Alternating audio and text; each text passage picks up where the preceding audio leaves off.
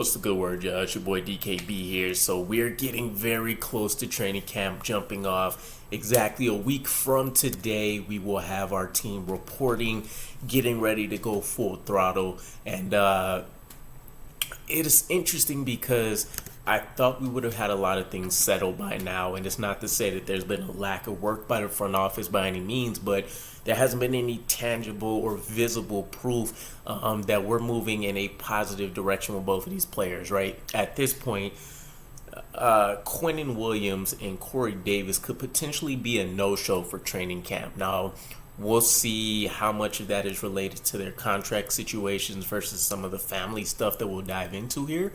But this could be a legitimate concern for us, right? Obviously, I think Quinnen Williams at a place not only with the team, but on a league-wide basis where he's looked at in that superstar realm now, right? I don't think he's Aaron Donald, famous, right? You only get one of those guys every so often at a position like that.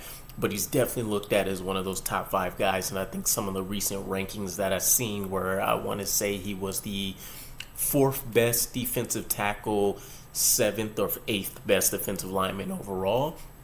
I think it speaks volumes about where, teams, coaches, executives, etc. see him fitting in the bigger picture of things. And so, we think about where we've been and kind of how we've gotten to this point about Quinnen Williams potentially being a no-show. Along with Corey Davis, and it's interesting because it's essentially the same situation to a certain degree, right? Contract concerns, and then some familial complications that are going on where they both had newborns coming. So keep in mind there's some negative situations to a holdout coming, right? And that's if it truly becomes a holdout and not one of those quote unquote hold in situations where the players show up but they don't actually participate or do anything in favor of trying to avoid an injury and stuff like that. So this is a true holdout. We're talking they're in absence. We don't see them present in the building on the field whatsoever. And so at least according to the CBA, we know that guys are getting penalized $50K a day. And from what I understand, those can't be waived anymore. A team can make an exception if that player is still on a rookie contract. So I guess that would apply to Quinnen Williams. That wouldn't apply to Corey Davis, right? Since Quinnen Williams doesn't have his extension just yet. So a little bit of an advantage place there, but we'll see. But ultimately, Quinnen Williams is a guy that, we heard in May. I believe his firstborn has, been welcomed into his family. So kudos to him. Very happy for his family and him becoming a father. For what I believe is the first time. I'm pretty sure this is the first kid.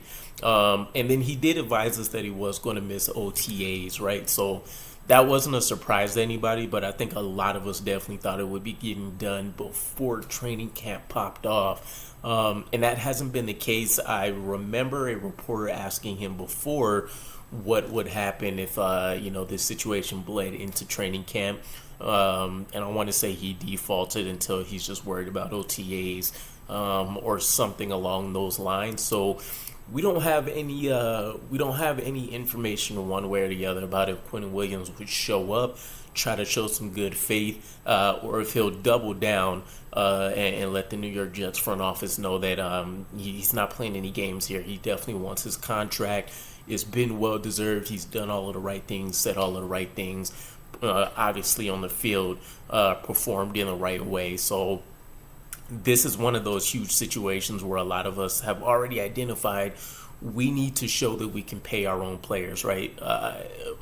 We have a history within this last decade, since, it's the freshest on my mind, where not only do we have issues being able to sign our first round draft picks, and, generally, day 1, day 2 picks, but round 1 guys specifically, we also have a bad history of getting those guys to a second contract. Not only has a lot of them underwhelmed, and so it's been difficult to say that you've earned a second contract, but when those guys have, it's been kind of, fighting tooth and nail over what that looks like. Guys like Darrelle Revis, people like Muhammad Wilkerson, I want to say Sheldon Richardson, but I can't remember the exact situation around them. But still, for the guys that did at least prove on the field that they were, worthy of a second contract, we've always had this issue, and it always becomes a long, drawn out thing. And then ultimately, if a player was able to hold out until that second or third preseason game, the team ultimately just kind of caves in. That's not the perception I want us to have here. I wanted us to really be proactive, get this done. It would have been nice to have Quinnen at OTAs, or even if he didn't and he ended up staying to help out the wifey with the process of having that newborn.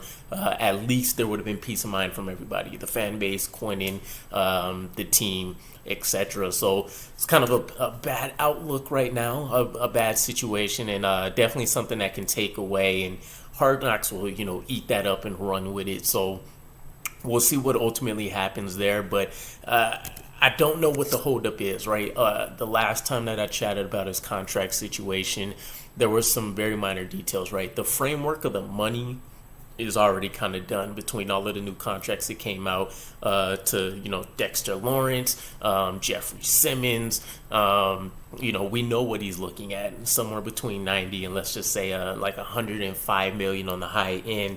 And at least according to some of the reporters who may have had some knowledge around the situation, it was more so if there's going to be a 4-year or a 5-year deal on the table for him, and maybe some contract lingo. Who knows, if like a no trade clause or something is trying to be discussed there. But really right now it's kind of like, I don't want to say it's apples and oranges, but is it really worth all of the additional drama that's going to come with it just to get I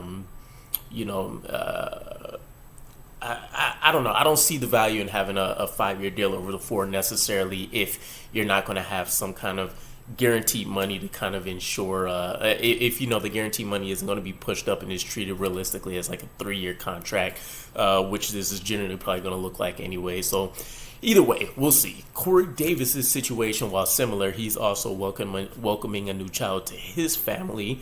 Kudos and applause to him. He's working on the opposite end where he hasn't necessarily lived up to the billing, even though we have great value on his contract. He hasn't lived up to the billing of what we wanted him to be as a potential number 1 wide receiver. There's been health concerns. And then, of course, the quarterback play has really kind of hampered what he's done. But to be fair, he's been our best big play threat, and I've kind of been back and forth over this. I do like the idea of, trying to cut or trade him and receiving some value back, or saving that $10.5 million and, putting that to use elsewhere. But I also understand the mentality of us being all in for this Super Bowl run this season, and you want to pretty much make sure you have as much of a sure thing as many positions as possible as you can. And so for a team like us that, we've either sucked at quarterback, we sucked at wide receiver, or we've had an inept coaching staff offensively, we finally have everything in place, right? We have a coaching staff we feel confident in, a Hall of Famer in Aaron Rodgers. We have a number 1 wide receiver in Garrett Wilson, plenty of strong options behind him. And so it makes sense to keep him, especially, as I mentioned, him being the biggest big play threat in this offense to date since we signed him. You will have to imagine that he's been close to potentially hitting 1,000 yards if he was able to play full seasons, being able to work with Aaron Rodgers and really probably unlocking another part of his game. You'd have to imagine he'd be a strong option and probably show a strong glimpse of being that number 1 wide receiver for us. So it's tough right now. I know discussions around him are going to be centered around a pay cut. Can we find a little bit of a better value to try to keep him, considering he's at best a number 2 on this roster? At worst, he's looking at being wide receiver 4, maybe wide receiver 5, depending on if they want a specialist like Randall Cobb in the slot role. But who knows? I mean, at this point, I would expect that Corey Davis would show up. I don't think the pay cut conversations are that bad. Worst case scenario, he ends up just playing out his contract that he has right now. But I get the sense that maybe he wants some kind of security, right? There's no guaranteed money. That's probably going to be the conversation. I can't remember the last guy we've kind of strong held into taking a pay cut from the contract he had. But nonetheless, maybe we give him, $4.5 million or something like that for the season. Guarantee that up. We get him in the building. But let me know what your guys' thoughts are. Do you think it's realistic that we could see these two guys not show up whatsoever at the training camp until they get the contract demands that they have met? Or is this all blown up? Everybody's going to ride the Aaron Rodgers wave. We've had Corey Davis, who's been out of the building the entire time. And so it'll be nice to start getting that chemistry built up with Aaron Rodgers, understanding the hand signals and all those things that we had talked about. And for Quinnen Williams, it's more so, it would just, having your icon in the building would be a huge morale boost for everybody. But let me know what your guys' thoughts are, and I'll catch you again. Peace.